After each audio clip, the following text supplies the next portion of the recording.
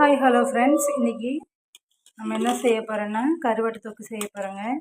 இதுக்கு பாருங்கள், சுடு தண்ணியில் மஞ்சத்தூள் போட்டு கருவாடை சுடு தண்ணி ஊற்றி கழுவுறதுக்காக ஊற்றி வச்சுக்கிறேங்க.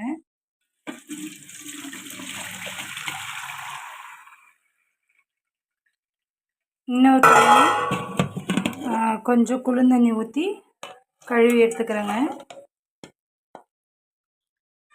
இப்போ பாருங்கள், கருவாடை ஒரு டைமு சுடு தண்ணி மஞ்சத்தூள் போட்டு கழுவிட்டு மறுபடியும் ஜில்லு தண்ணியில் கழுவி இந்த மாதிரி வடிகிற பாத்திரத்தில் போட்டு வச்சுருக்குறேங்க. எண்ணெய் காஞ்சிருச்சுங்க. கடுகு, சீரகம், வெங்காயம் போட்டுக்கிறேங்க, கருவேப்பிலை,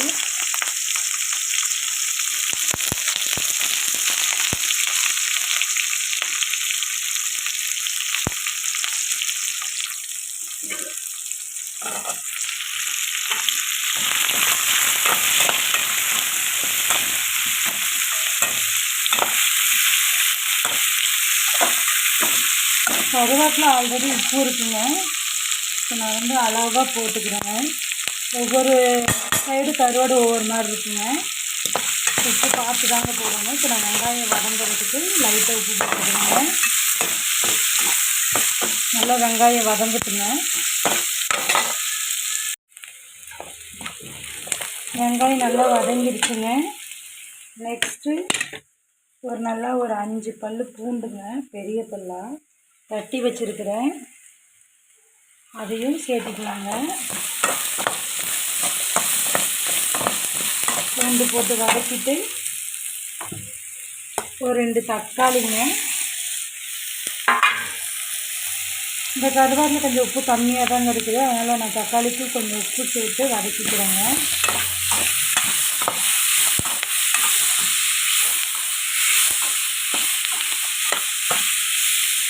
கூடவே ஒரு 1/4 ஸ்பூன் மஞ்சத்தூள் சேர்த்துக்கிறேங்க. நல்லா தக்காளி நல்லா வதங்கி வரட்டுங்க. அது வரைக்கும் நம்ம வதக்கிக்கலாங்க. லைட்டாக நான் தண்ணி சேர்த்து வதக்கிக்கிறேங்க. எண்ணெயிலே வதக்குவாங்க எல்லோரும், எனக்கு அதிகமாக எண்ணெய் சேர்த்த பிடிக்காதுங்க. அதனால் நான் லைட்டாக தண்ணி ஊற்றி தக்காளி வேகிற அளவுக்கு நல்லா வதக்கிக்கிறேங்க. தக்காளி நல்லா வேகட்டுங்க. பாருங்கள், இப்போ தக்காளி நல்லா வதங்கிடுச்சு. நான் என்ன இது கூட போடுறேன்னா, நெக்ஸ்ட்டு இந்த ஆச்சி குழம்பு மிளகாய்த்தூள் நம்ம காரத்துக்கு ஏற்ற மாதிரி போட்டுக்கலாங்க. நான் கஞ்சி சாப்பாடுக்கு செய்யறதுனால கொஞ்சம் காரம் எக்ஸ்ட்ரா தாங்க போடுறேன். ஒரு பிஞ்சு பெருங்காய பொடி போட்டுக்கிறேன்.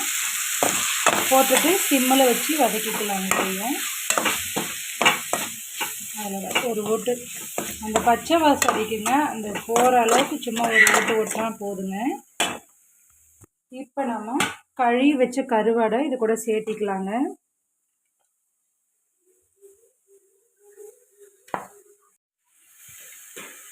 ஆச்சி குழம்பு மிளகாய் தூள் போட்டு